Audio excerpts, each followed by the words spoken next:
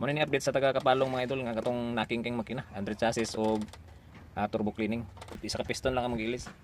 Wala namin nagilis o crankshaft. Piston lang isa. Nya major general overhaul. Piston ring, mga overhauling parts na gilisan. Tapos resurface sa engine block o sa cylinder head. Okay. Medyo limpi-limpi na po sa mga idol. Start na. Ayan o. Medyo mingaw na gila yung under mga idol. Siyempre, revolution na ito.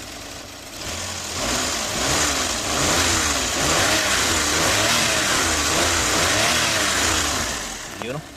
Aircon. Okay, may kibo.